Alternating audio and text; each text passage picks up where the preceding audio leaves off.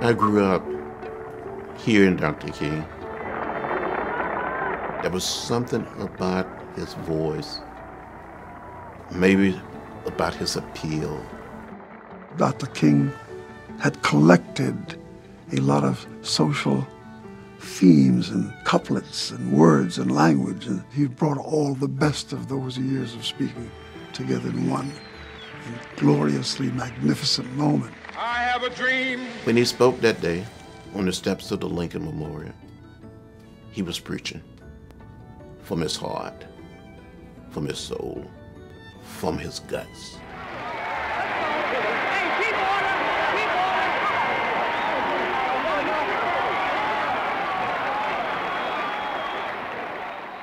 As the day of the march drew near, I stayed at the Willard Hotel where Dr. King was staying. Now, among his advisors, there were those who were suggesting, Martin, people are coming to the March on Washington because they've come in to hear you preach.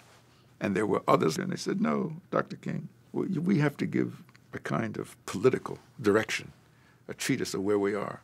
I was part of that group. And he was being very gracious. He said, well, thank you so much, but I'm going to go up and work on my speech and counsel with the Lord.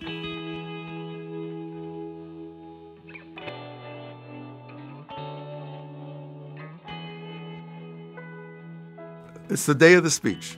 I'm standing on the platform, about 50 feet behind him.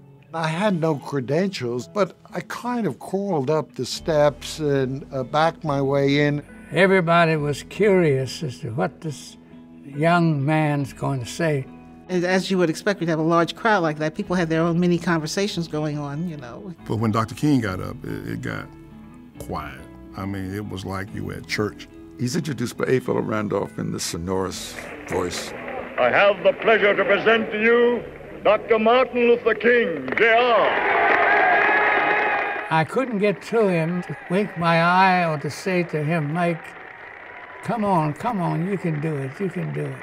And after a couple of perfunctory, introductory sentences, I'm listening to his speech.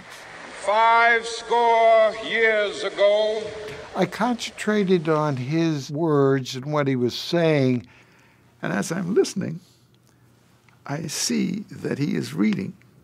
I had written out in longhand a possible opening paragraph. America has given the Negro people a bad check. And I did notice at a certain point, he starts off reading, and then at a certain moment, Mahalia Jackson interrupted him while he's speaking.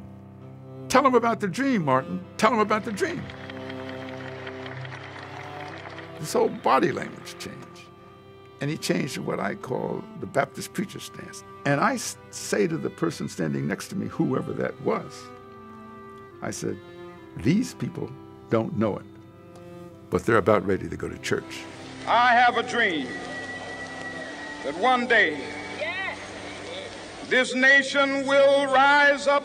Like the greatest jazz musician, he just does an incredible solo. It was as if some transcendental terrestrial force had come down and taken over his body.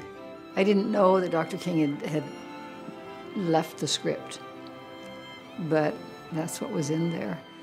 And you stood in wonder as he spoke, as these words came out. My 4 little children will one day live in a nation where they will not be judged by the color of their skin, but by the content of their character. I have a dream today. But in his talking, and my mind wandering back to what I had been through, and when he started talking about his children, you know, I felt like, wow, he's talking about me. You know, at bottom, Dr. King is a musician. And if he was reciting a telephone book, the rhythms and transition to phrasing, you know, would bring you to an emotional acceptance. And once in Southwest Georgia, he heard people singing a song about over my head, I can see freedom in the air. And they think all of that just sort of came together.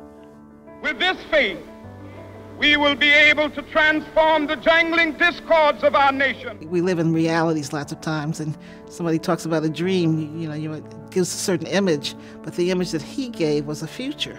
And it wasn't beyond our reality to think that certain things could happen. We were looking for leadership, and he was offering it. The I Have a Dream speech was a summons, a call to the collective conscience of America. That we can be better than this. Free at last, free at last. Thank God Almighty, we are free at last.